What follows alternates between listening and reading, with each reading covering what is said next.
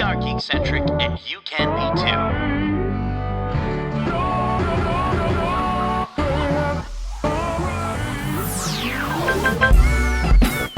Love ya.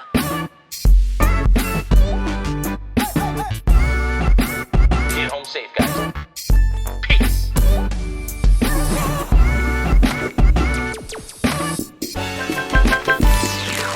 Hello and welcome to the Geekcentric podcast. My name is Nate, and in today's episode, we catch up with all the news that you may have missed over the past couple weeks, including some of the trailers as well as updates from the MCU, the 007 CU, the ACU, and of course the most important one of them all, the BCU, also known as the Borat Cinematic Universe. Very nice, I like. But first, if you're joining us for the first time, this is a weekly show covering the world of film, television, gaming, toys, and collectibles, and all things geek-centric. Joining me on the show, and guys, forgive me, because I feel like I've used maybe a couple of these words in the past, but it'll make sense. Joining me on the show, we have the juxtapositional juvenile journalist, J-Law. Yeah, 100% you reused that. And to his immediate right, my left, on my iPad, we have the cutthroat kingpin of communication and continuity, Kevin Hudson. Almost couldn't get through that one. Almost couldn't get through it. Too many alliterations there. I couldn't get it figured out. I liked it. Yeah, well, thank you. How are you guys doing tonight? Good. Good? Yeah, you guys are overwhelmed with lots of news coming out. Compared to the last few months, it seems like the last couple of weeks have just been a cluster. They've just dropped all the news. As you know, I think we've got some trailers that we're going to be talking about today that we definitely have missed, and I just couldn't let us not talk about them. So we're definitely going to get into that. But other than that, like you guys have been doing well. Sure. I mean, I'm not sure any of the things we'll talk about are actually going to come out when they've been announced to come out if things keep getting worse. But so that's sure. It was exciting for a second, and then the news has been rather dour. But hey, for sure, can I get 2 claps and a Ric Flair? Woo! The Blue Jays are in the playoffs, baby. Let's go. Amazing. And for those who really love sports, like that's sports, right? That's sports, Nate. That's the sports stuff. And Justin, you're wearing like a football jersey uniform. Yeah, but like don't construe that as me as being a football fan. It's a Star Wars. You're not going to go out there and bend it like Beckham, eh? Yeah, no, for sure. I look like I could, but with this outfit, but no, it's just for novelty of it being a first order trooper face. Dude, half of his it's face. dope looking. Let's move right into to Whatcha. Guys, we're gonna kind of dial it in for Whatcha this week. We just want to, because we've got so much to talk about, so many trailers, so much news. Guys, what's the one thing that you really want to talk about that you've been watching or doing or thinking about? And Justin, we'll start with you, dude.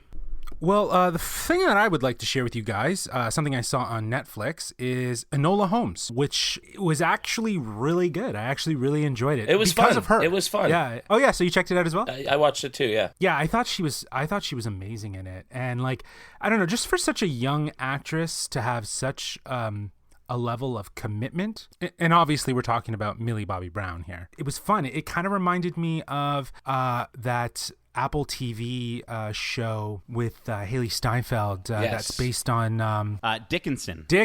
Yes. Yeah. Yes. So yeah, definitely it got reminds me vibes of that. Yeah. But yeah, and I think it didn't lean too far into the modern like aspects of it in terms of language and music like Dickinson does.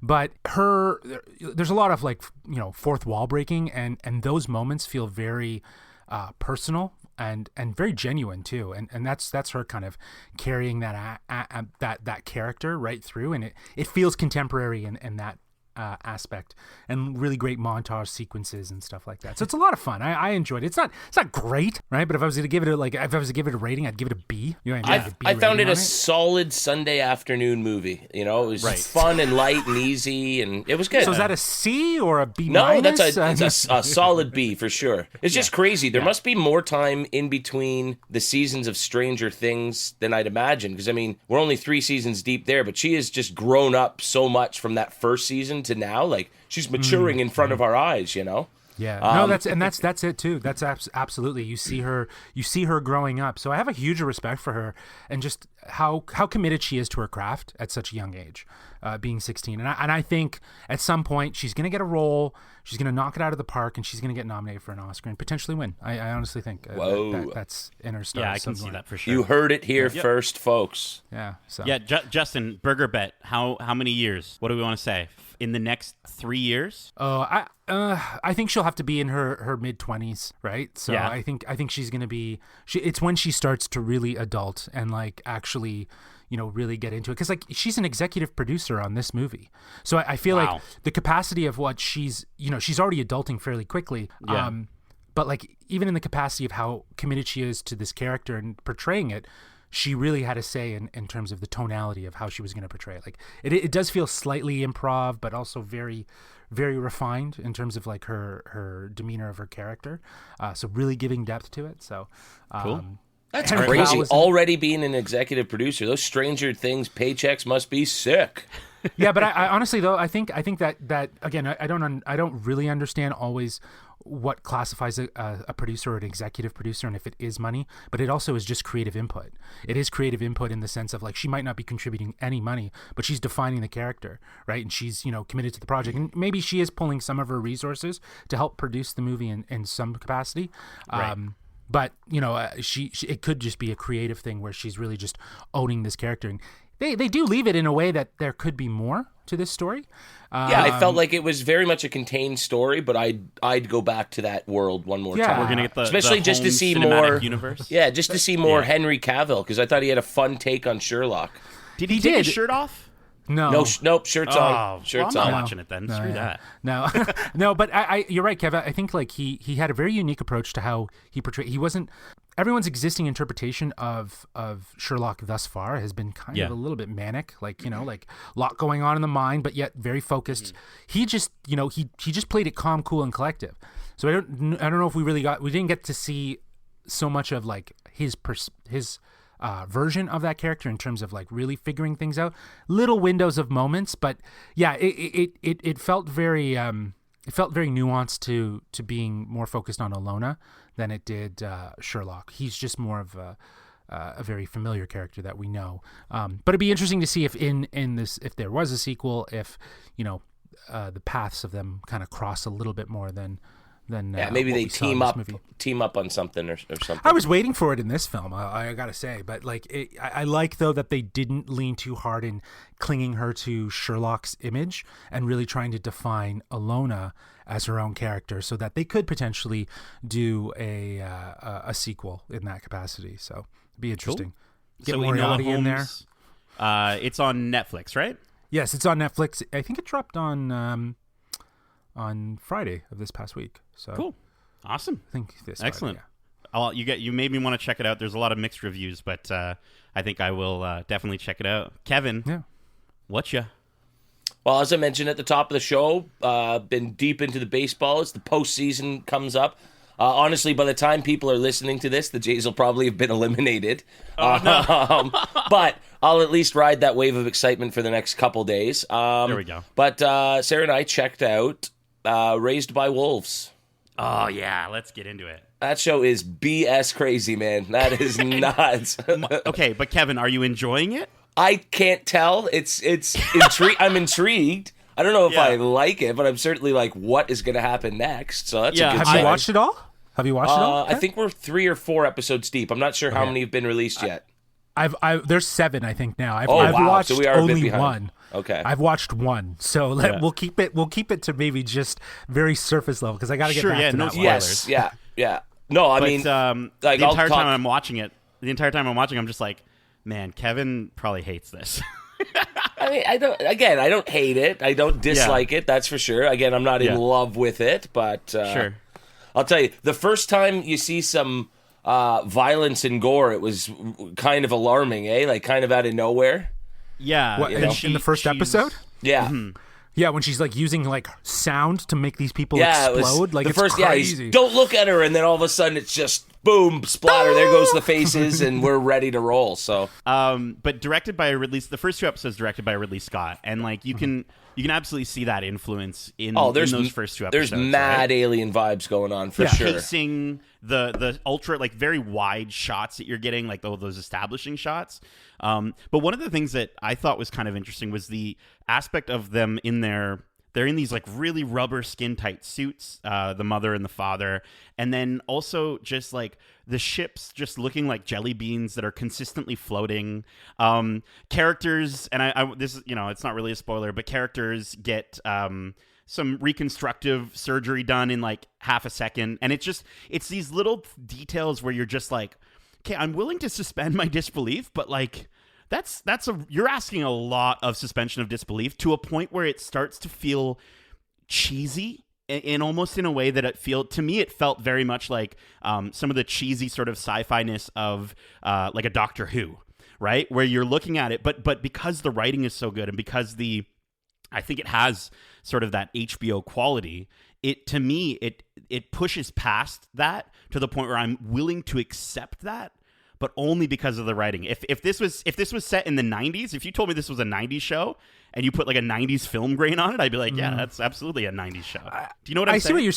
I see what you're saying. I think though that like, again, part of sci-fi is the suspension of disbelief, right? Like you have to kind of like we don't know the period of time always, or they sometimes give you the period of time, and I'm just talking in general for sci-fi, but like you understand that it is a future that mirrors our own. So the reality, like the idea of suspending disbelief is kind of key to sci-fi. Through this narrative though, the explanation of this world or this universe tends to become unraveled, right? But like, yeah, I think the huge questions I was asking is like, who are these sentient beings that are obviously very androgynous and bizarre, and why are they raising children? They kind of answer some of that, but getting into the bigger stuff of what's going on in this universe or this world of raised by wolves. So that's part of the hook. Like think about C, right? Yep. Like C, it's like everyone just is blind. Right. So it's like, okay, so, there's a little justification. Yeah. You accept it. Right. I mean, they've started to go back and give us some background information episode by episode. I also don't need to just be like, here is exactly what happened and this is why these people are doing this. I'd rather find it out, as long as it doesn't rely too heavily on flashbacks. Yeah. But I found them interesting enough so far that it's not bugging me at all. I think to your point, like, those little details that I am looking past, again, I think another thing that really makes up for it is the fact that the bigger questions that actually matter are the ones getting answered, and those little details that usually, like, what I'm used to with Star Wars, where there's a backstory for the guy that's sitting in the cantina, right? Yeah. And so for me, I'm used to that, but I'm willing to look past it because you know what? If they're just like, hey, don't worry about that, here's an actual answer you care about, then I think they make up for it in the long run. Yeah, the first problem though with that whole thing is considering Star Wars is sci-fi. That's not sci-fi. Right. Like it's more, sci fantasy. You know what I mean? Sure. It's it's much different. And I've always said, like I think I was saying this to you, Nate, is that having a connectivity in sci-fi to Earth or a timeline is kind of key to sci-fi being very, very connected to us, whereas like sci-fi fantasy like Star Wars, it's just a galaxy. There is no Earth. There's no sense of us aligning with that narrative as being something plausible, right? Sci-fi is pretty bold in where it challenges, but it tries to at least be somewhat plausible in the sense of what can be connected back to like Earth or like humans. To humans, yeah. Okay, cool, sweet. Yeah, definitely looking forward to more of that show. I'm watching it on Crave. Is that where you guys are watching it? Yep. Yeah. Yep. Very cool. Yeah. Sweet. How about yourself? What you been watching? So what you've been watching? So of course, and we've talked about it every week. The Boys, Lovecraft Country, and as you mentioned, Raised by Wolves. Ted Lasso is getting really good as it starts to wrap up. But I really want to talk about Utopia. Utopia. This is on Amazon Prime, and this is something that like I literally just saw because I went to go watch The Boys, and then this was there, and it just dropped on the 25th. And it's a show about a group of young adults who meet online, and they get a hold of a cult underground like graphic novel, which basically it not only pins them to a target of like a really deep organization, but it also ultimately it ends up showing them all these crazy pandemics that were predicted by this comic book, essentially, or this graphic novel, well in advance. And so they go to like this, in the first episode, they go to like a comic convention, and so already I'm feeling the geekcentricness, and they go there, but you start to slowly realize that they're not actually fans of the storyline of the comic. They're fans of this sort of crazy theory that it is predicting all of the pandemics that have ever come across in the world. And that there's this new one called Utopia that has just been discovered that they're trying to buy, that is predicting, they want to know what's in the future, what's going to happen next, because they firmly believe. And so it's actually based on a series that came out in the UK in 2013 that did 2 seasons. And I've heard that the UK version is absolutely incredible. It is. I kind of want to go back and rewatch it. But it does seem, just based off of me watching the first season of Utopia already, that it is a beat by beat retelling of the UK version. So I don't know how much I would totally get out of going back to rewatch it, or if it would spoil things for me. But it's really cool. It stars John Cusack. He does a really, really good job. You got Ashley Lathrop, Dan Bird, Desmond Borges, Christopher Denham, Sasha Lane, and then what I think was really cool was Rainn Wilson, good old Dwight.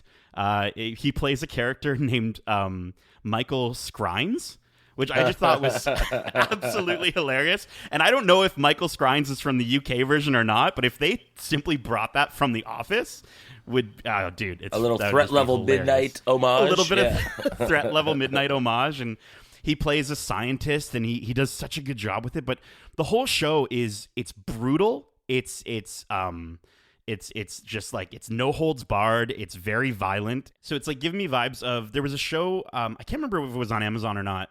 Do you guys remember Dirk Gently? Do you guys remember that show? Sure, with like Elijah Wood, right? Elijah Wood in it, right? So it's giving me vibes of like super weird, sort of crazy things happening, and there's twins that just randomly appear that are like murderous twins, and it all starts to play back to the story, and it unravels, like any good mystery story. But dude, I'm telling you, this is one you won't want to miss.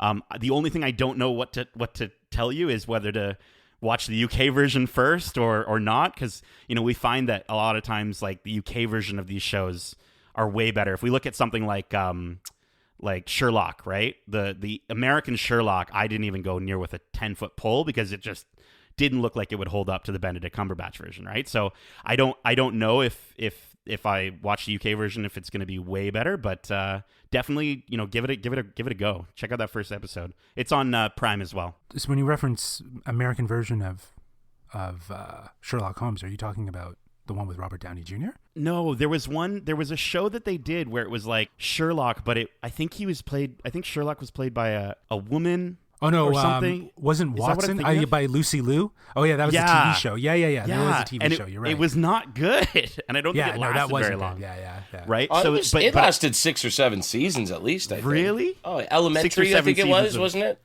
Yeah, Elementary. That's it. You got it, Kev. Yeah, way to go. But no, way to go, Google. Definitely check out Utopia, you guys. I think it'll be something good to watch after we finish with The Boys, because that's coming up to its ending in the next couple weeks. Cool. So, guys, that is our Whatcha. Now, normally we would move into something like the news, but because our news is really going to be our topic of the show, I think it's about time that we do something we haven't done for quite some time. And why do I keep saying time? Well, because it's trailer time. So, guys, we've got 4 trailers that I really wanted to talk about. Just 4 trailers that I think have really stood out in all different areas in our geek-centric hearts. And I wanted to start off with Dune. This is directed by Denis Villeneuve. starring Zendaya, it's an all-star cast. Timothy Chalamet, Rebecca Ferguson, Josh Brolin, Jason Momoa, Dave Bautista, Javier Bardem, Stellan Skarsgård, and Oscar Isaac. This is a featured adaptation of Frank Herbert's science fiction novel about the son of a noble family entrusted with the protection of the most valuable asset and most vital element in the galaxy. Guys, what did you think of the Dune trailer? Kevin, we'll start with you. I have to be completely honest that I've never seen the original 80s movie. Likewise. But it looks quite visually stunning. Yeah. I mean, it's definitely not my cup of tea, like my style of movie generally, and I'm not a fan of the director's work.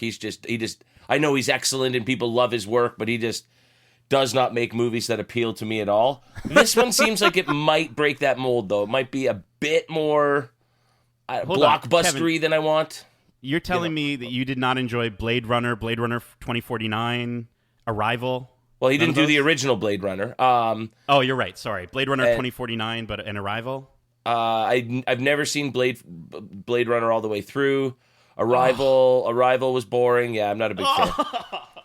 Did you like Prisoners? You didn't like Prisoners, right? I hated Prisoners. I hated How about Sicario? Prisoners. Did you like Sicario? I never saw Sicario. Sicario's good. He's just not really my guy. But, I mean, this could change all that. Maybe if I enjoy this, I'll go back and check out some of his earlier stuff. But it looks dope. Those crazy scenes with, like, just the again, we kind of talked about it with Raised by Wolves, but like even in this, like getting to see like massive sprawling, epic shots, these big open shots. This is a movie that watching the trailer, I'm both super stoked, and then I was also like a little upset by it as well, because I'm like, am I going to be watching this at home on my streaming bot? Like, you know what I mean? Like, or do I really get to watch this in IMAX?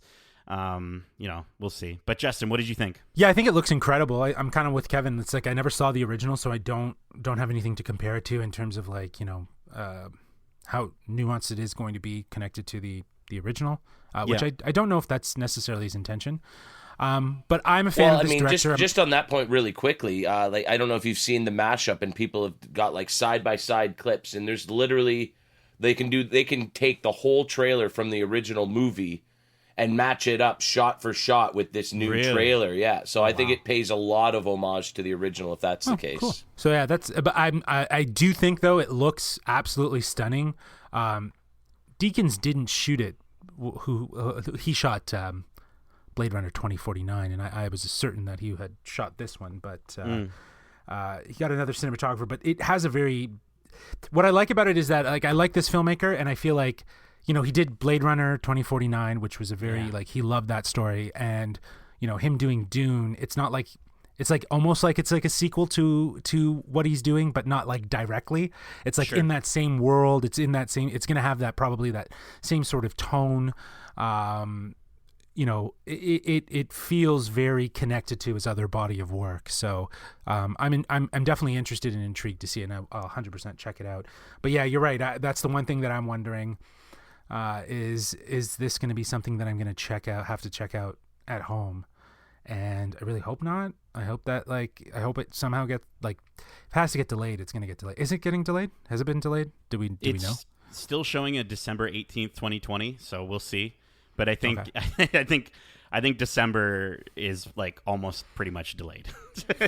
You know what I mean? Like with everything going on, with numbers rising, and with a second wave coming in for at least us here in Ontario, like December 18th, I think is not going to happen for movie theaters. But that's definitely one that I would want to check out in theaters, though. Like, right? Kind of like I don't think they're going to rush this one in. They seem to be pushing back almost everything. This is definitely one they'll save for theaters. Yeah. Yeah, dude, like Denis Villeneuve, like I gotta say, like I am a big fan of Arrival, and I haven't seen Sicario. I've heard phenomenal things, but even Blade Runner 2049, to your same point, Justin, like the visuals definitely do feel like they're being brought over. But you know what? If I need to watch this at home, I'm just gonna sit right up against my flat screen TV, literally on my eyeballs, and put the best headphones I want. Because if you're giving me Game of Thrones in space, let's go. I'm totally in, super stoked. Right? and maybe that'll get you more on board, Kevin. But December 18th, 2020, in our dreams, we'll be watching that, so that'll be great. Let's go ahead and move on to our next trailer. Guys, I feel like I don't know what's happening to us. We're Geekcentric. We're known as the Star Wars podcast. That all we need to talk about is Star Wars, and I feel like we haven't had a chance to talk about Star Wars in a long time. So let's talk about that Mandalorian Season 2 trailer. Of course, the Mandalorian, Jon Favreau, coming back at ya. And we get returning wonderful Pedro Pascal. We got the Baby Yodes himself. Is going to be... No, he's not playing Baby Yoda. Pedro Pascal playing the Mandalorian. We've got Carl Weathers, Gina Carano. We got Giancarlo Esposito, our favorite. And then we've got, starting up with this new season, joining the cast, Sasha Banks, who we're going to talk about in just a few moments, I'm sure, Timothy Olyphant, Rosario Dawson, and Tamura Morrison joining. So finding out more information about where the child is, we're probably going to find out, how does Mando return the child to its people? What does that even look like? There's going to be Jedi involved who, maybe we saw... Maybe we saw Sasha Banks as a Jedi, maybe not. We don't know. But guys, what did you think of this trailer for Season 2? Justin, I want to start with yourself. I don't know. It didn't really give me any sort of like, oh man, I can't wait to check it out, right? Like it was really? just kind of more or less like, this is where we're gonna be. This is some of the stuff that you're gonna see, kind of trailer, right? Like just more just of a primer. Tone piece? It was a primer, yeah, like a tone piece, a little bit more of a primer. It just felt kind of underplayed. Right? If you're trying to get people hyped. I think they're doing that on purpose, though, because I honestly feel like, the marketing beats that we had with Episode 9 with Palpatine, that whole situation, honestly, I don't feel paid off as much as Disney really wanted it to. So I think the idea of hiding Ahsoka, hiding Boba Fett, Tamora Morrison joining, I honestly think that if we're going to set our expectations realistically, I'll be happily and pleasantly surprised if they're in it for more than an episode. Do you know what I mean? Right? So yeah. I think the reason that they're playing it down and that they're not really going all out with it is probably because they don't want to set the expectation that, like, you're going to get an Ahsoka adventure. And, like, no, you're going to get an episode, maybe an episode, and then the last episode or something like that with them in it. But realistically, given the amount of episodes that we have going into Season 2, I don't think we're going to see too much of them. And I think that's where they're holding back a little bit and giving probably this tone piece, that makes more sense than the first part of what you said, I think. So I think that, the idea that they might not be as integral in the season, and that what's the point, because they might just be in one scene.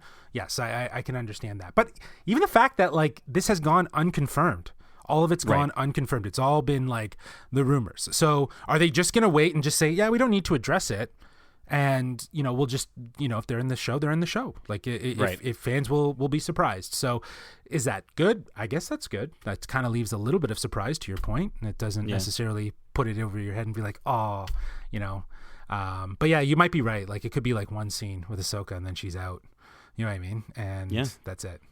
Kevin, what did you think of boats in Star Wars? Are you excited to see boats in Star Wars? That certainly wouldn't be what I was going to talk about. Go for it. You're such a sailor, though. I think What ahoy, got mateys. What got you stoked to sail the seven seas? Well, I think I'm very much in the same boat as Justin,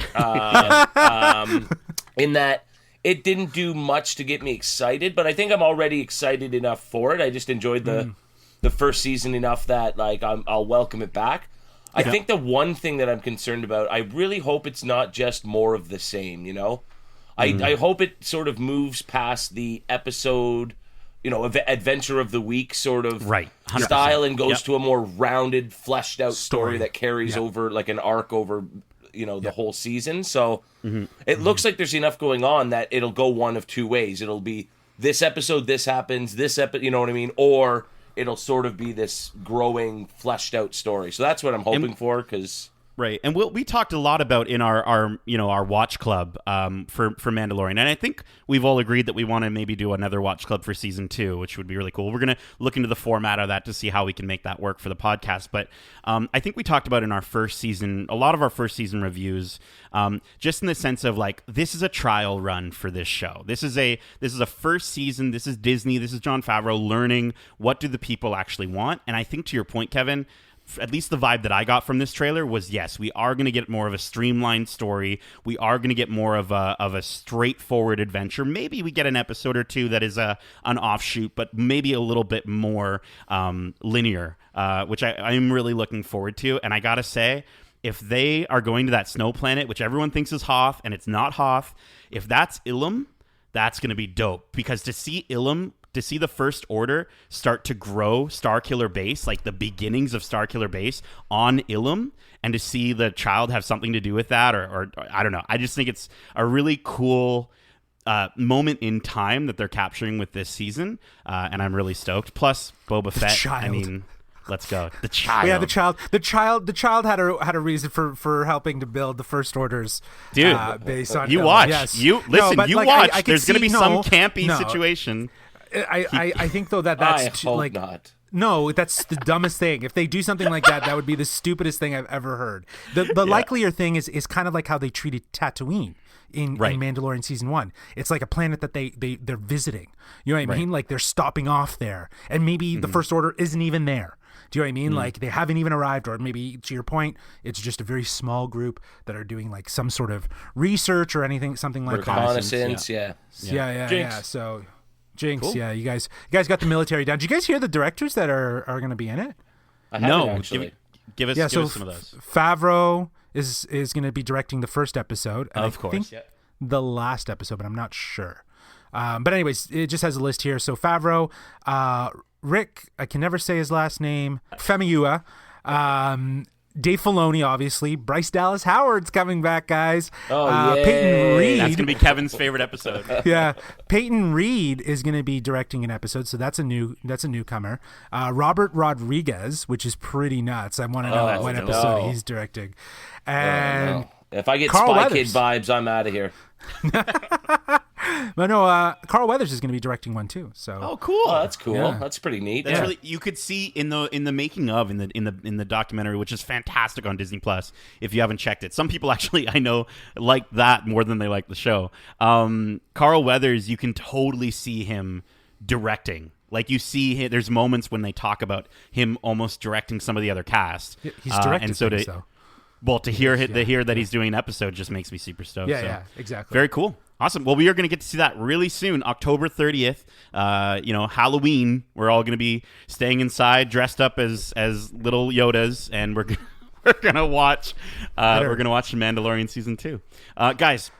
Another Disney Plus trailer that we have to talk about is WandaVision. This, of course, coming to Disney Plus, starring Paul Bettany, Elizabeth Olsen, Kat Dennings, who is Darcy Lewis from Thor 2, Catherine Hahn, Randall Park, Jimmy Woo from Ant-Man, which is super cool, and Teyonah Parrs, who plays an adult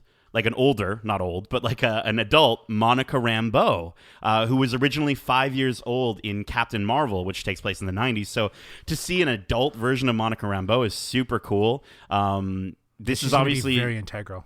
I think so. Like you see her for split seconds in the trailer, but so I mean, this is super cool. It's a spin-off series from obviously the MCU. Scarlet Witch, Wanda Maximoff, and Vision. IMDb literally says plot is unknown at this time. I think if I was to guesstimate, we're going to be getting this takes place in Wanda's head is what I'm kind of getting. There's like a TV show world. I have a theory, but guys, I want to hear what you guys think first. Justin, what are you thinking about WandaVision? Well, I'm thinking your theory is probably going to be the same as my theory, but maybe go for it. Maybe. But I feel like the trailer is just so out there, right? Like it just has so many different vibes. And I like the idea that they're playing with this sort of meta, it's a TV show, they're playing with like TV stylistic vibes. I feel like she's going to be trapped. She's trapped. She's being imprisoned or something. And this sort of world that she's created is somehow connected to her being trapped or entangled. Yeah. In something like she's imprisoned or something like that. I don't know. I think that's going to be the big thing is finding out what it is. It's very, very interesting. But then you hear things about like, Monica Rambeau being in it, who, is kind of like the second Captain Marvel in the comic series. She inevitably does have similar powers to Captain Marvel. So, I think seeing that sort of future as well of what they're wanting to do with the narrative of their MCU.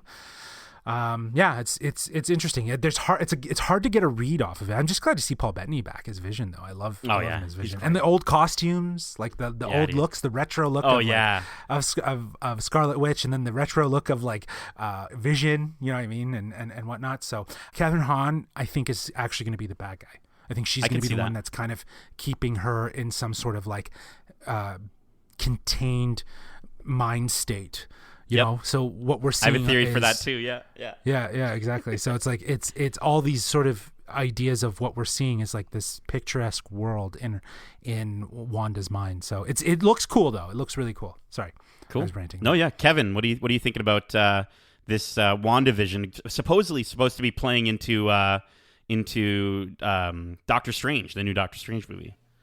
Well, that's interesting. I mean, I really like Catherine Hahn, so I think if she's an integral part, and I think she'd play a pretty cool bad guy, so I kind of like that theory. But I definitely get the same vibes that it's some sort of delusions or whatever that she's having, that she's maybe forced to have. I don't know. So I think it looks really cool. It's a daring, and it's a new approach to Marvel storytelling that they haven't done, I don't think, in the MCU. So I agree. That entirely very pop culture-y, and I don't know. Yep. It seems pretty cool. Whereas very cool. And we were talking about this last week, kind of with the idea of like Disney remakes kind of feeling very consistent all the time, but Marvel kind of, even though as much as they're pumping out, everything kind of feels a little bit different from one another because of who they're getting to work on these projects, right? Right. Like I feel like when Falcon and Winter Soldier comes out, we'll probably see something that is a little bit more reminiscent of, a Winter Soldier film style, like that sort of espionage sort of piece, but also maybe a little bit buddy cop, right? Like, like they're playing with like TV genre, you know what I mean? Yeah. Now, and not just film genre. So I think it's interesting to see, like, it's like, that's going to feel very different from what we're about to see with WandaVision, right? So yeah, dude. And as far as my theory is concerned with WandaVision, so my thought is, yes, 100% Wanda is being held by SWORD. I think Wanda is being held by SWORD, and we might get into SWORD a little bit later with some of the news that we've got coming up. But I think she's being held by SWORD, and she is. I think Catherine Hahn's character. I think Randall Park and Darcy Lewis's characters are all part of SWORD. And because they do show up in the trailer just really far back in one of the scenes. And so just to see these random assortment of characters, I think there is something tying them together. And I am super stoked to kind of see that. There's been a lot of people that have already broken it down. Like, House of M is written on the wine bottle, which I think has something to do. I think, so, if I remember what I was reading, it had something to do with X-Men. Yeah. Or there was an X-Men reference in the trailer. Yeah. So like there's a lot of, yes, I think that was it. Yes. Mm-hmm. So there's just a lot of little hidden Easter eggs, and there's just so much. And, I think audiences are really kind of thriving for some Marvel, right? Especially because Black Widow has now been delayed, and now everyone's like, oh, the first year of no Marvel movie since 2009. And it's like, okay, right. But you're going to still get Marvel content. So it's good that at least, WandaVision is actually going to be able to come out so that fans can get that taste of Marvel for at least, this horrible 2020. Dude, I'm super stoked. Coming to Disney Plus within 2020. I think December, but we'll have to I feel like it's going to be a holiday thing. I think they'll do a holiday thing. You're right. All right, guys. And for our last trailer, we've got Hogwarts Legacy. This is a video game that debuted during the PlayStation 5 showcase, the last one that happened. This is published by Warner Bros. Under the Portkey label and developed by Avalanche Software. And if you don't know who Avalanche Software is, they're known for Tak and the Power of Juju and the Disney Infinity games. Yeah, right? So they do the Disney Infinity games, you said? Yeah, those were, so anyways. They're okay. Yeah, experience a new story set in Hogwarts in the 1800s. Your character is a student who holds the key to an ancient secret that threatens to tear apart the wizarding world, yada, yada, yada. Make allies, battle dark wizards, and decide the fate of the wizarding world. Guys, this is... the trailer got me super stoked, and I was really excited. I was a little taken aback when I did see it was Avalanche, just based off of what they've done before. But I do think with the fact that they were acquired by Warner Bros. Outside of Buena Vista Games, which was Disney's label, I think Warner Bros. Is throwing so much money at this that I don't think it can fail. Because this looks unlike any Harry Potter game that I've seen before, getting to go, of course, throughout the halls of Hogwarts, but then we're going to get to ride hippogriffs and fly away and go to all different parts of the Harry Potter universe. Kevin, are you stoked to get your wizard on? Yes, my wand is at full attention for this one. Wow. Casting spells everywhere. No. Yeah. I think an open world Harry Potter game sounds dope. We heard about it a year or two ago, the rumblings of it, and so to see it actually come to fruition is really exciting. Nate, you said that like this is like there's never been a Harry Potter game, right? Like other than like I guess mobile games, but there's been there used to be on the console. For every movie. At least I played the first 3 or 4 movies worth of games there, and they were okay. They were fine. They were fine. Yeah, different developer, but very like linear and just exactly what happened in the movie essentially. Whereas this will be a choose your own adventure more. So that's really cool. Yeah, it looks like it. It looks pretty insane. And, I'm just going to go to Hogsmeade and get butterbeer all day. That sounds great. It'll be great if you can make your wizard look like you, right? Like if you can definitely make it so that it's your story in that universe. Yeah, I'm excited to see because it seems like a no-brainer. Like it's taken this long to really kind of develop an open world game concept for the Harry Potter world. Like it seems like a no-brainer. Like it should have happened sooner. So it's great that they're doing it. And I like that they're distancing themselves from everything JK. else by putting it in 1800s. Yep. I don't know if we'll still see characters like Dumbledore or we won't. I don't think we'll see Dumbledore, but I don't think he wouldn't be born yet. No, but who's the Griffin? Are you talking about like the house people?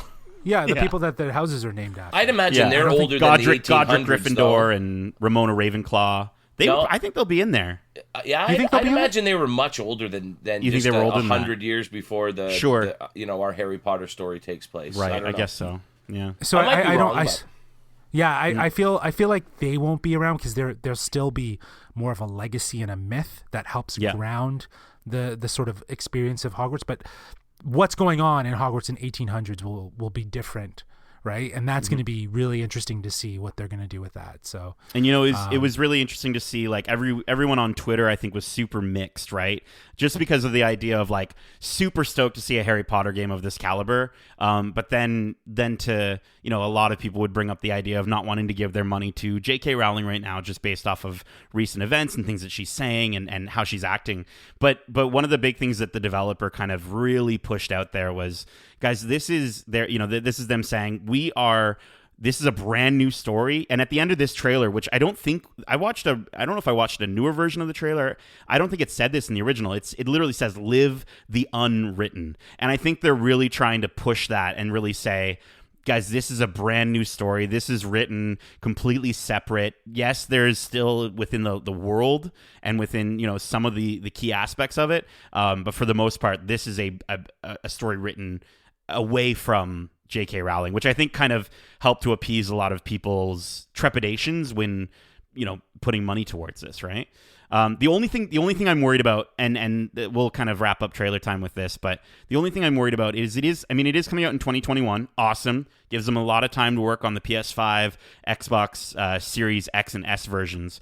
But it's also coming out on the PS4 and Xbox One as well, which to me just sort of makes me feel like, well, is this game, are they going to be developing for the lowest common denominator? If so, does that mean we don't really get a true, next gen? Man, you're such a game pretentious person. It's like, it's designed for games below it, for systems below it. Like, come on, on. No, I think the idea is that I'm glad that they're doing that, so that if people don't get a PS5 or the latest Xbox, they can still experience this game. Sure. Because I think you have to be attentive to the fact that there's fans of this that are going to want to play this game. Maybe to how Spider-Man, they've talked about how Spider-Man's going to be different on PS5 versus the other consoles. If they create an experience that's very PS5 driven, then that's fine. It doesn't negate the fact that people with older consoles shouldn't be able to enjoy that experience, right? Of being a part of it. So I'm glad that they're doing that. I'm glad that more games are doing that and not just saying, no, it's going to be strictly for PS5. Now, again, granted, those games that are for PS5, there should be, I'd love a new Grand Theft Auto strictly for PS5. That would be awesome, right? But Justin, the new Ratchet and Clank game, having you literally travel through portals in an instant through level to level is something that can only be done on the Listen, I'm drinking all the PlayStation Kool-Aid. On the SSD brought to you on the PlayStation 5. The fact that is an integral part of the gameplay mechanics within that game just means that we aren't going to get that in this Harry Potter game. Do you kind of get what I'm saying there? Yeah, it's pointless. Yeah. What you're describing is pointless. It doesn't really matter. As long as I can still play the game on a PS4, then it's completely fine. Nah, I'm with you on this one, Nate. If you're going to have a new system, all the games should be up to the standards and the things like loading speeds and graphic capabilities that the new system has, or else what is the point of the new system? That's how I kind of feel about it. But it doesn't mean that they can't downgrade it for the lesser systems, right? Sure. They should be building at the highest tier. And then they should be able to say, you know what? It's not just for the highest tier. It's also for that, at the end, PS4, past generation tier, right? Geez, you can really tell who has no intention of getting a PS5 anytime soon, eh? Before we dive into that, we need to dive into our topic of the show. It's all about the details. Right, so guys, the PlayStation 5, Xbox Series X and S have a release date. We got the price points, all this stuff that we really haven't had a chance to talk about. So just laying it out there for those who live under a rock and still don't know. The Verge has a really great article that if you want to check out a fantastic comparison between everything from the price to the specs to the specific graphics capabilities of these things, definitely check out. Jay Peters put up a really lovely comparison. But guys, the Xbox Series X and the lesser discless Xbox Series S come out on November 10th. USD price $499 for the X and $299 for the Series S. The PS5 will be out just 2 days later, and they have a $499 USD price point for the regular model, and our all-digital discless version coming in at $399 USD. So guys, pre-orders went live, and I want to know, did you manage to get a pre-order for which console? How was your experience? Kevin, we'll start with you. Oh, this is just a mean question, Mr. I got mine. Did you get yours? You know we didn't get it. I listen, Kevin, the people want to know. Okay, well, the answer is no. I did not, and I'm devastated. Well, Kevin, although finding out some information about it, I'm not as devastated, and I'll go into that. Kevin, I will let you know, no matter what, I am going to keep my eyes and ears glued and peeled, whatever I got to do to those eyes, to get you a pre-order. I'm going to do everything I possibly can, at least before the end of the year. If it's not right on release date, I'll see what I can do. But I'm going to pull as many strings as I can to try and get you one, my guy. What a guy! What a Justin, guy! How about yourself? Did you happen to get a pre-order? Yes, I did. I got a pre-order, so I got one coming for launch day. So really, I was able to grab one off of Best Buy during a second wave that hit the lines online. So I was fortunate enough to do that. I still need an extra controller just for whatever if someone comes over, but I want to get the Spider-Man, remastered, so I gotta get that so I can actually have something to play. But man, the looking at the specs of this thing in comparison to the Xbox, it's nuts to see. Like I looked at the price and I was like, yeah, it is worth what it is because of what it has inside of it. Sure, yeah. In comparison to the Xbox, I was just surprised in terms of even on their high tier, some of the lower things that they did. Like I think does it not support 8K? The main Xbox Series. So the Xbox Series X will. The Series S will. I don't believe will. It does upscaled 4K. And then it'll do 4K for movies streaming. Yeah, I can't recall what the difference was, but I was surprised. But yeah, like Canadian, those prices, like I think with tax, it's what, $711 for the one that I got. $711 for a disc one, yeah. Yeah, with the disc. So, yeah, like it's pretty up there, but like it's going to be stacked with hardware in terms of its capabilities. And guys, I want to know, like I have a very strong opinion on this, but I mean, Justin, you went disc version, right? You said, and then correct. Kevin, if you were to get one, you'd want to go disc version. No, I'd go disc free. I download all my stuff anyway, so I don't need the disc version. That's for sure. See, like I agree. Here's the thing. I agree that that's totally for certain people. For me, the biggest thing is that I want the option. You know what I mean? I want the option that if there's 5 years from now, if there's a bargain bin PS5 game at a Walmart. I want the ability to just buy that and have it on a disc where that sale might not come around digitally, right? And there's a whole bunch of digital sales, don't get me wrong. But I also like the idea that if I'm going to be buying a game and I'm like, you know what?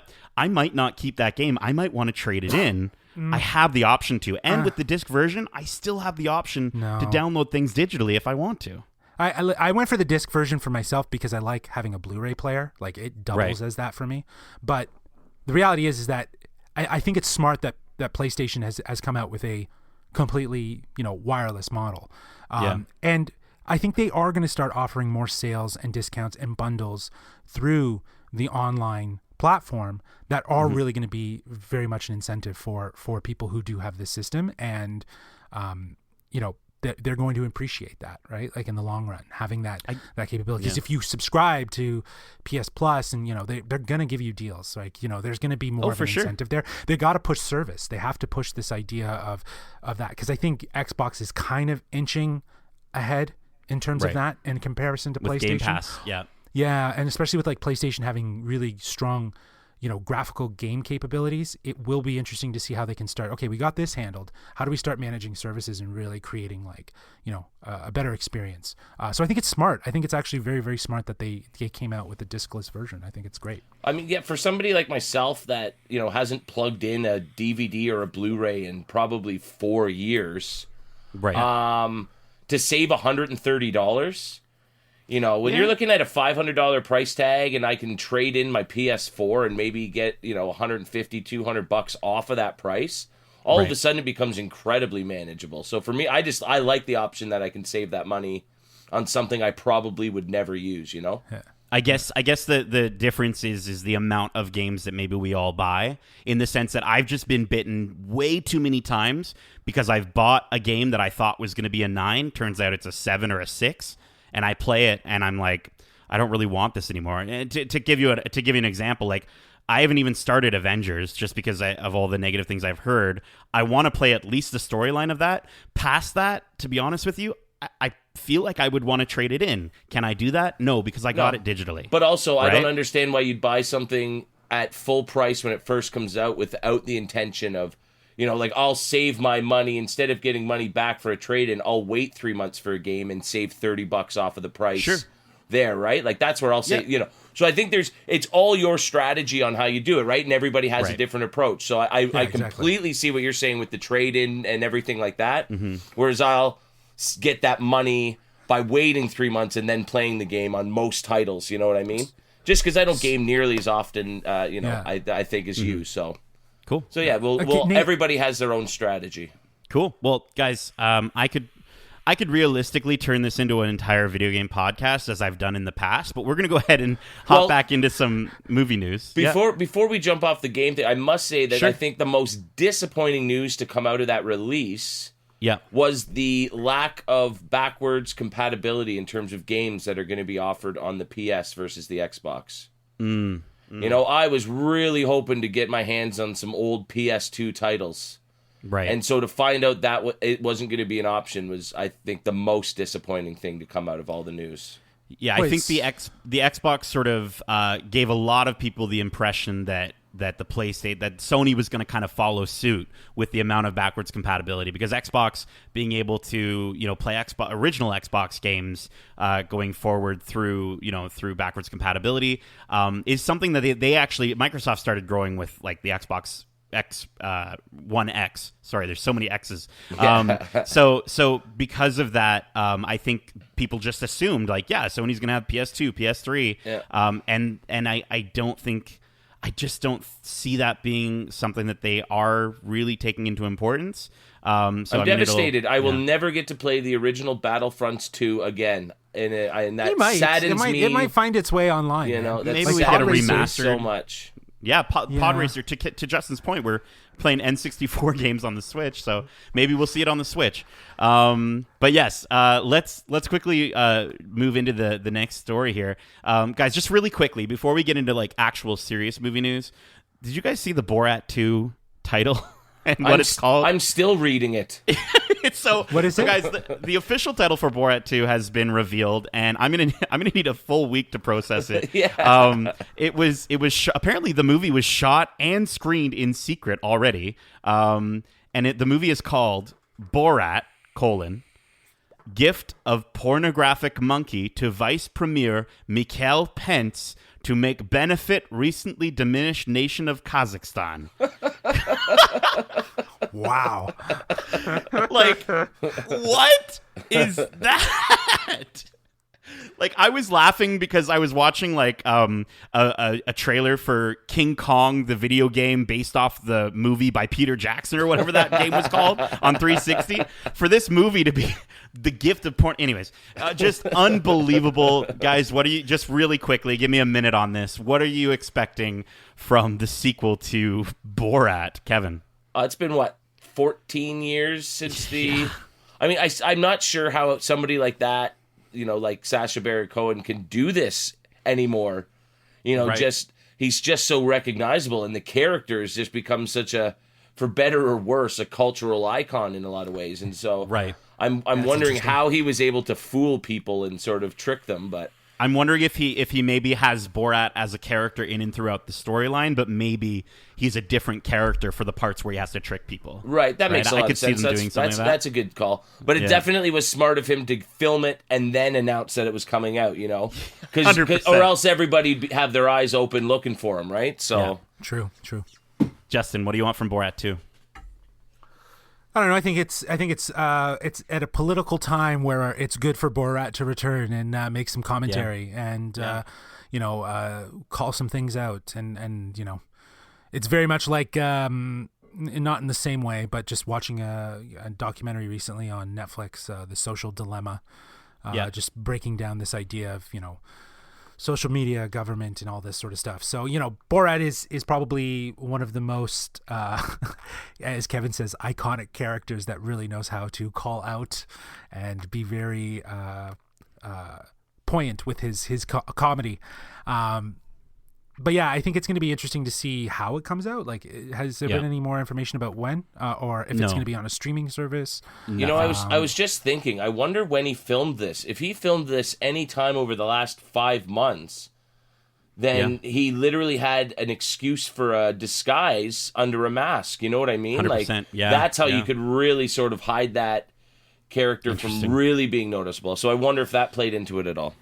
Yeah. That's interesting. I just hope it's the only thing I'll hope for is that it is a little bit more mature than the first Borat. I think being in 2020, I think if he is going to be presenting some of these big things, of course it's going to be funny, absolutely.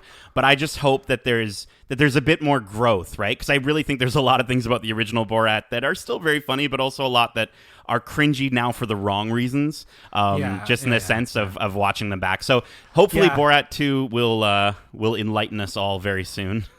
Yeah, like racial jokes and like gender jokes are probably going to be off the table. And Yeah. if he integrates them, like, I think it's going to be more for wow factor. Like, people are going to be like, oh my God, right? Like, Yeah. You know what I mean? Kind of like that awkward sort of like Meet the Fockers kind of like thing where it's Sure, just yeah. like, oh, you know what I mean? Like, this is a hard place to be right now watching There we this. go. So, But, but yeah, it'll be interesting to see. Very nice. I like. Guys, let's jump into another story here. The Boys spawns a college set spin-off. This is also from James White over at Empire. Graphic novel adaptation The Boys has been a big success for Amazon, with season 2 doing big numbers as the company has pushed a spin-off into development. And here's the pitch. Set at America's only college exclusively for young adult superheroes, run by Vought International, the Untitled Boys spinoff is described as an irreverent series that explores the lives of hormonal, competitive supes as they put their physical, sexual, and moral boundaries to the test, competing for the best contracts in the best cities. Part college show, part Hunger Games, with all the heart, satire, and raunch of The Boys. Craig Rosenberg, who is an executive producer, alongside Eric Kripke, will be overseeing the new series, writing the pilot, and shepherding it into existence as Amazon has put it into the fast track. So, guys, how close to the original series are we going to get here? Is it set? Are we going to see Huey, Mother's Milk? Are we going to see any of those characters? No. And I certainly hope this isn't the case, but do you think this has the potential to fall into Riverdale levels of teen drama?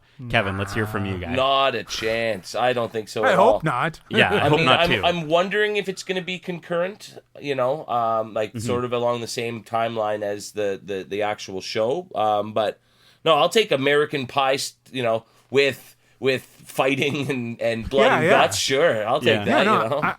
That's kind of what I was thinking. I'm thinking like, yeah, American Pie. Like, I guess American Pie is more high school, but maybe American Pie 2, you get like that sort of vibe. But even like Social Network a little bit, like in terms of like that sort of like university, because it's a university, you said, right? An institution. College, Yeah, college, right? Yep. So it's like it's a little bit, it's up there, but like they have that idea of that competitive nature to them. I think it'll be interesting. I'm all for it. It sounds great. It sounds like it'll be a lot of fun. I would love it if it wasn't involved in the current show at all. sort of storyline. It was like maybe in the 80s.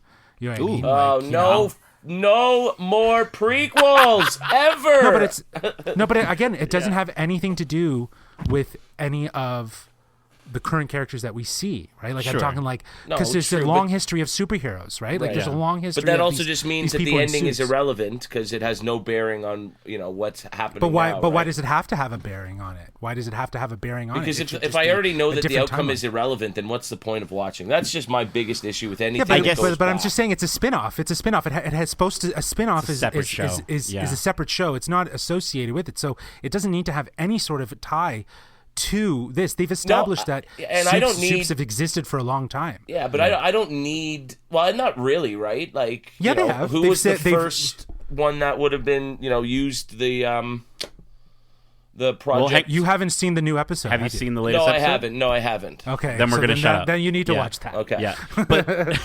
But no, I mean, to Kevin's point, Justin, the idea of having the show set any time earlier, I think it might set the wrong expectation for people where, even if the director straight up comes out and says, Eric Kripke comes out and says, this show has nothing to do with The Boys, people are still going to nitpick it and expect, if it takes place prior, to have some sort of connection. So I honestly think, I hope it's Star actually Wars set. Thing. Yeah, I think it's going to be set in the same. I think they're going to hear things on the news happening with Homelander, with the Seven. They're going to hear some stuff, right? I don't need anybody in it. I don't need any crossover of any type. Just to know that it's not happening before what we're watching on the other show that would be my preference. But I mean, I know everybody will have different expectations for it. Yeah, like how cool would it be if there was some sort of like, I don't know, classes are canceled today because of an event that happened based off of something we've seen in season 1 or 2 of The Boys, right? I think it'd be kind of neat. But guys, hopefully we don't have too long to wait. Again, the article says that Amazon has set that as a fast track production. So I think we're going to maybe get I don't think it's going to be as long based off of what that's describing, but hopefully not too long till we see it.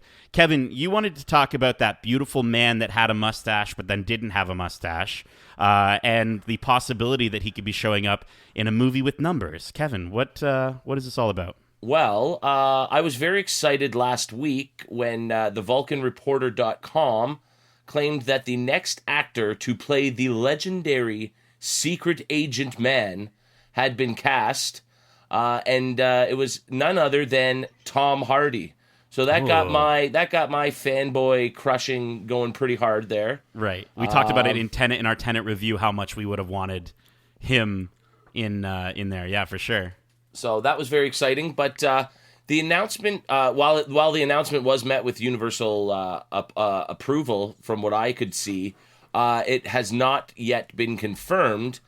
And then things got a little bit more interesting this week as Screen Rant reported that despite the rumors of Tom Hardy swirling around the interwebs, if you will, Superman himself, Henry Cavill, apparently really wants the role.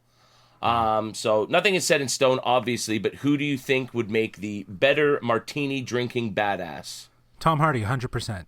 That is my vote, 1,000%, definitely. Yeah, I think to kind of, I think he would give the right amount of combat while also giving the right amount of gentleman. Whereas I think Henry Cavill is safe. He's safe. He is safe. He has the clean look. Don't get me wrong, and he looks like Bond. But I think, I don't know, and it's not a typecasting thing. It's just more or less him being Superman does change the perception of me seeing him as Bond. In all honesty, I don't know. Like yes, Tom Hardy played Bane. And he's Eddie Brock, but I don't know. Like, Superman is pretty iconic. I think the one thing that doesn't work so much for Tom Hardy is that if you followed the franchise itself, anytime there's been a new Bond, he's been different than the one before. Tom Hardy seems like he'd be very similar in style to a Daniel Craig, which I'm not saying is a bad thing. It's just not usually how the franchise sort of goes. Yeah. I honestly just see him being so much more fun, though. I think from a standpoint of fun, and if that's the difference, we don't get super moody Tom Hardy. We get and not quite Inception levels of goofy, but sort of in between, like somewhere like I'd say Inception. Sure, you got to dream bigger, darling. Sure, let's do it. Exactly. Like if that's the case, that makes it even better. I like that a lot. Yeah. See, that's my thing, cool. Right? That's what I thought. That's where you went. That character. I didn't go there, but that's great. That's great. That's where I would go, and I think he has a level of confidence. I think he's going to up the confidence in his character if he goes that, but he still has that swagger and that sort of that comedic sort of thing. So it would be really interesting to see. You take that, but then he also brings the believability that he could kick your butt. So I like that. I like that a lot. That's now I was there. I wavered a bit. I'm right back on the Tom Hardy train. I also feel like though, like again, going back to what I referenced Henry Cavill and Enola Holmes. His Sherlock, while it was very suppressed and like a little like more reserved, it kind of still just came off as British Henry Cavill. And like I don't know, like I imagine that if he was to do Bond, it would be more or less that, but maybe probably a little bit more swagger, like more of the Roger Moore style. Yeah, he's almost too. Yeah. I don't think he'd be the right choice for that. Cool. Next time around. But hopefully we get a confirmation at some point soon. Because well, I mean, hopefully we get a confirmation before we see the giant blue people on the screen again. Speaking of, let's talk about. That's Avatar. One of the worst segues ever. Let's dive into the world of Pandora as we talk about the fact that Avatar 2 has wrapped filming, and Avatar 3 is nearly complete. This is from Samuel Gelman at CBR. Following COVID-19 coronavirus delays, director James Cameron confirmed that Avatar 2 has wrapped filming. He also confirmed that progress on Avatar 3 is moving along and the production on the movie is nearly complete. Quote, COVID hit us like it hit everybody. We lost about 4.5 months of production, he told Arnold Schwarzenegger ahead of the Austrian World Summit Environmental Conference. Oh, I didn't know he was talking to Arnold Schwarzenegger. Okay, back to the quote. As a result... Is Arnie Is Arnie a big Avatar fan? I guess he's. I love it, James. I love it. He was painted in blue, and he had his tail, and he wanted to connect with anyways, as a result of that, we've rolled around one more year. Sorry. We've rolled around one more full year for a release in December of 2022. That's been announced already. Now, that doesn't mean I have an extra year to finish the film. Because the day we deliver Avatar 2, we'll just start working on finishing Avatar 3. The film arrives in theaters December 16th, 2022, followed by Avatar 3 on December 20th, 2024, followed by Avatar 4 on December 18th, 2026, and Avatar 5, which I think is going to be the best one, on December 22nd, 2028. Guys, can you believe it? They finished filming Avatar 2.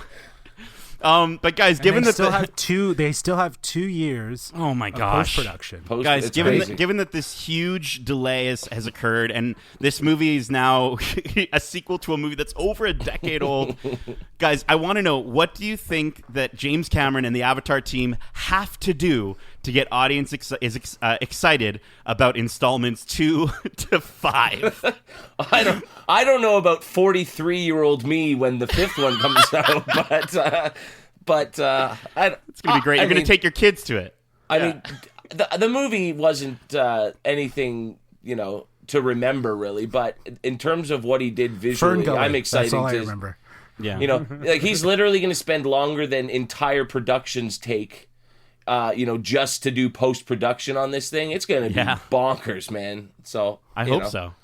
Like, but what they need number 2 to be good, or the other 3 are in peril. I would say that for sure. Yeah, no, there has to be a real hook to number 2 to really get you synced in to want to see 3, 4, and 5. Is it the first 4D movie? Is it going to be the first 4D experience where they're going to have people come into the theater and brush your face with leaves and have water spray at you and literally turn it into the ride?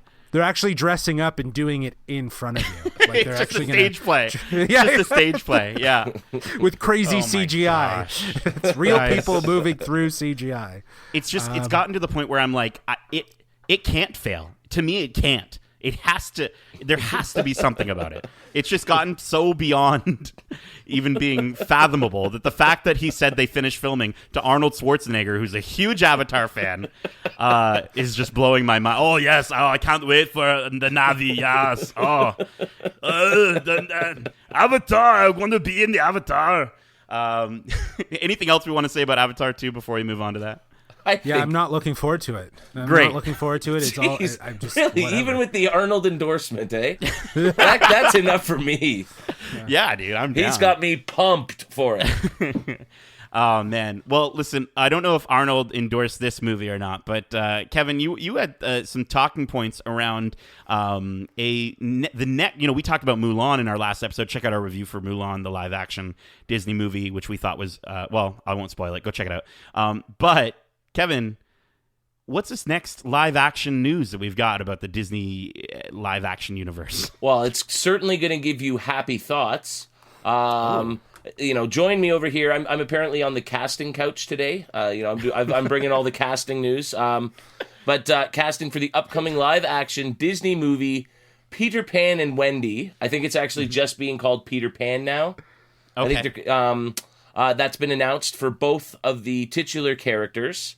So, according to Deadline, Grownish star Yara Shahidi will star as Peter's fairy friend and will join Alexander Maloney, who is an absolute unknown that doesn't even have a picture on IMDb. Okay. And they will be playing Wendy and Peter Pan. The cast is also flushed out by Ever Anderson, another unknown who will be playing Wendy, and then get some star power in the form of Jude Law as Captain Hook. Oh, he's going to be so I already know he cannot be as good as Hugh Jackman was. Yeah. I mean, if he's not singing Teenage Spirit or something, I'm going to be very upset. Yeah, that'll definitely be interesting. Yeah, so the film was rumored to debut on Disney Plus, but it seems that the House of Mouse has opted for a theatrical release. No timeline on the date for that yet, but so yeah, what do we think of going with a cast of I mean, I guess that's kind of been a theme with these live action remakes, is they're sort of trying to create a new generation of stars. Yeah. So. Yeah.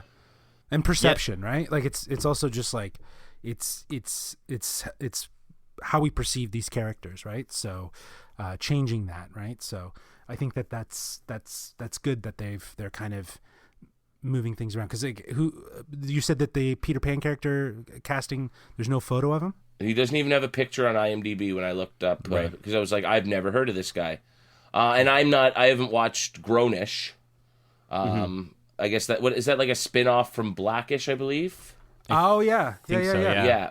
And so once again, Disney is sort of going against the tradition of their older movies and casting a person of color here in the lead role, which is I always think it's a fun move, and it certainly changes expectations. So some people will complain that it's not enough like the original, but those people can leap off a cliff. So yeah, and I think with the original, if we are going to talk about that original Peter Pan, Disney's going to have to do a lot to adapt some of the more controversial moments, I think. Yeah, I'm not sure we're going to get the Red Men song. Yeah. Right? Yeah. Right? We'll never find out why the red man is red. No, right? Yeah. No, I 100% agree. Like that, all that stuff will be out of the film. I actually think that this one probably won't have music. I don't think it'll be a musical. Yeah, I think it's going to be more in vein of a Mulan, and I think that that's what Mulan does really well. At least, is it shows the idea that they don't need to hang on music as being the main thing for all stories. Well, for all stories, yeah, right? and especially with Peter Pan, it's not known for its songs as much as a lot of the other ones. I don't know if I can think of a song. Other than the one that the chief sings there, and hey, no, we're not going to sing that. Off to Neverland. Yeah, think of a wonderful song. Yeah, and it is very like it's very movie picture. You know what I mean? Right. It's of its time. Right? It's of its time. Yeah. A soundtrack written and sort of played. And yeah. So. But I mean, in terms of the original, I mean, controversial aspects of it aside, it was always one of my favorites as a kid. It's certainly a top 5 ride at least Magic Kingdom, if not all of Disney World for me. I just love Peter Pan. So I'll be happy to see Disney take a crack at it after a couple really bad iterations of the Peter Pan story that we've gotten over the last couple decades, because there have been some absolute stinkers, including that Hugh Jackman debacle. Right. Yeah. The best one is Hook. I think. Yeah. Totally. I mean, I think it is going to be super cool to see Yara Shahidi as Tinkerbell. I think that's, again, just we've talked about it in the past in terms of just getting more representation of just different perceptions and different people in these roles, and I think we're going to see that with The Little Mermaid as well, which I think is super awesome, and the fact that it's being directed by David Lowery, who he did at the last remake that he did was Pete's Dragon, which I actually think was. Actually, I've totally kind of I forgot about it, movie. But I think it was honestly really good. Yeah. Was it really? Yeah. I haven't seen it yet. It was good. So good. Yeah. Yeah. So it's kind of like it reminded me of Iron Giant, but with the Pete's Dragon mentality to it. Sure, yeah. I mean, really great, man. Now, Lowry also did the upcoming Green Knight, which does not look like a family-friendly picture. I'm stoked for the Green Knight. This guy's definitely all over the map with his. He's got some range, but he has aesthetic though. Like he has aesthetic. Like with Pete's Dragon, I really liked how he made it feel real with the cinematography and where he put the camera, and like that Green Knight trailer. Like that one just was the aesthetic bonkers. Of that. That was wild. Yeah. That one. Yeah. We watched that in trailer time sold, last let's year. Go. Right? Imagine if we get that though, that level of sort of realism, I would say, but obviously Disney-fied and safe for kids. Right. But imagine if we could get some of, like, especially with like the mermaids and some of the things that they can really sort of make creepy, I think would be really cool. Yeah. Well, I think Hook was probably, like, even though Hook's like a sequel to Peter Pan, but it feels very real, and they have, like, They're real-ish. But I just mean like in the yeah, you're right. Like I think it just takes it tries to steer a little bit more closely to it being something real. But like, yes, I think it would be interesting to see how this director with his previous work, how he'll be able to take that and make it with Peter Will Pan. we get Rufio and the Lost Boys? I hope so. Rufio. But just really quickly, the article also does go on to say that in addition to the update of Peter Pan, Disney's also working on Atlantis, The Lost Empire, which is a drastically underrated movie. Absolutely. That's sick. Hercules and Pinocchio as well. So do any of those stand out as ones you're excited about? I hope with Hercules they keep the music. Yeah. I hope if they do Hercules, they try to keep the musical aspect, because I feel like that's even like, just in the form of the Gospels, right? Like that would be they could make that very fun. Yeah, and I think that would be because there's so many iterations of Hercules. Yeah. The one thing that makes Disney's iteration so different is the music and as the sort of fun nature of it, right? Yeah, the colorful aesthetics and the very signature Greek look to it that they have. Yeah. I think it's going to be so cool though to see, Joe and Anthony Russo. Apparently, they're producing Hercules, right? So if they can sort of bring some of their talents to that movie, man. But like, what? That one even more than Peter Pan. That's the one that's the one I've wanted them to do since they started the whole live action trend. Yeah. We did a total recast on it already. So. Check out that episode way back. That's like our first episode. That's way back. But no, I think you know what, like knowing that the Russos, it can go either way, right? Like now that they've done this Mulan thing and they've used the music as like the underlining score, right, rather than it being a musical, like they can obviously still do a very different Hercules story with the music as a score rather than it being a musical.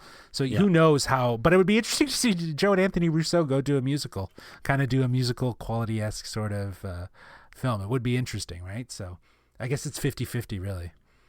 There we go. Cool. Well, but where's guys. Pocahontas?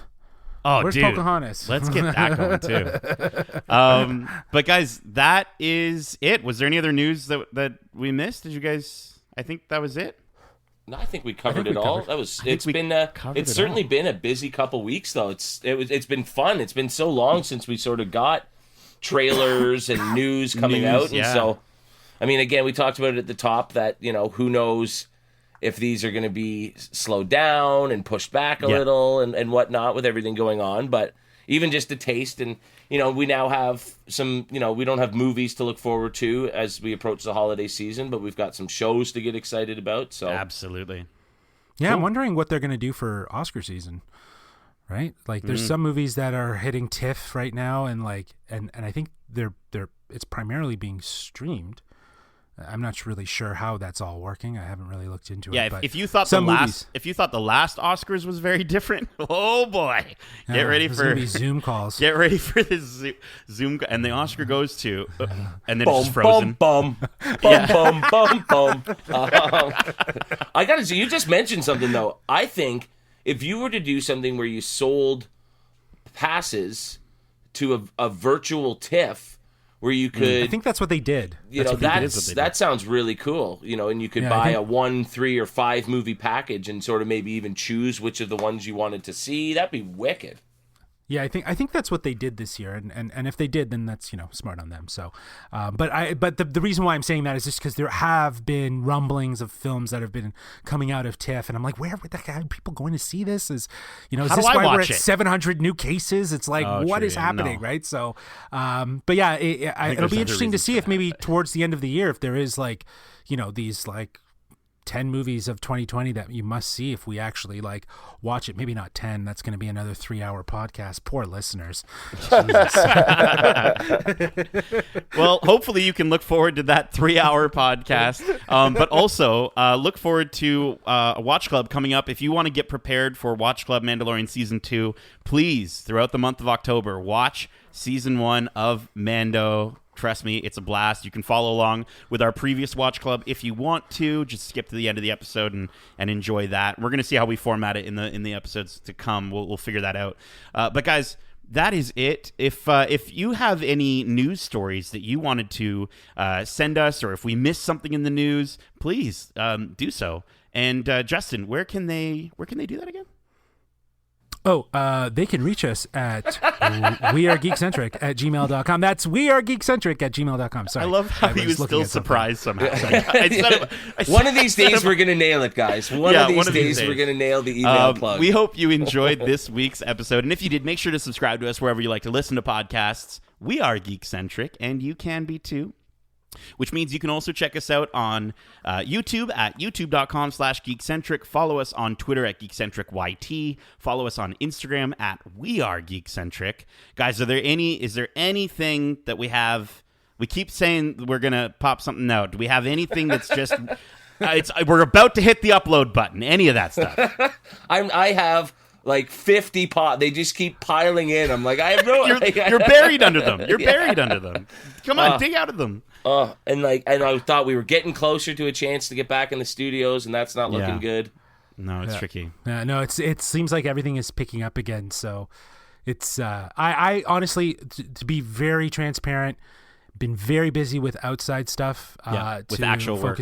With actual work. And but the channel, like, for a lot of people to know, the channel isn't something that we profit from monetarily. Right. So it doesn't need to be a priority right now, but we're coming back. We'll be back once we can really figure out what it is that works best for this new COVID time. Right. But we still got stuff going on. We got the podcast going. It gives us great opportunity to connect. Yeah. We haven't been in studio since February? I think that was the last time, or no, March it was literally 2 days before lockdown began that we were in the studio. So it's been a while since we've even seen each other, because we do these all through just FaceTime, right? So different world, different time, priorities. But yeah, the channel, we're going to come back to it. It's going to be a thing. It's definitely. It's just. There's 70 videos or something like that. There's plenty to check out. Go watch some to of our our backlog. favorites. Yeah, let us know, right? Like, if leave a comment, please. But yeah, I mean, if you want to interact with us in a little bit of a different way, I am, of course, doing Nate Plays Games, twitch.tv. There you go. Nate Plays Games. And we're doing some really fun stuff. I recently just played Among Us, which is kind of like a 10-person based game where there's imposters, and you have to lie to get out of it. And I was telling Kevin about this, I want to do a Hudson family game night with it, and just have everyone screaming at each other. It's gonna be great. But it was really fun. We did that on the stream. I think I hit a 20 viewer concurrent, which was really awesome with that. I've gotten a bunch of subscribers. We're over 100 followers now, which is amazing. And it's, we're having a lot of fun, and I'm connecting with other streamers, and they're streaming at the same time I am. So just come on down. Definitely Tuesdays. Thursdays, I'm working out to see if I can still do Thursdays, but I have been starting to do Super Mario Sunday streams, 8 p.m. If you want to come and hang out with me as I play through Super Mario 64 for the first time ever, it is a lot of fun. I was trying to come up with a Mario. It's a lot of mushroom fun. I don't know. But guys, Justin, Kevin, thank you so much for joining me for this all news filled episode. And as we say, love ya. Guys, honestly, please, if you can, stay home safe, and if not, social distance and wear a mask. Let's beat this thing, please, before I'm 43 and I have to watch the 5th Avatar on my TV at home. Peace.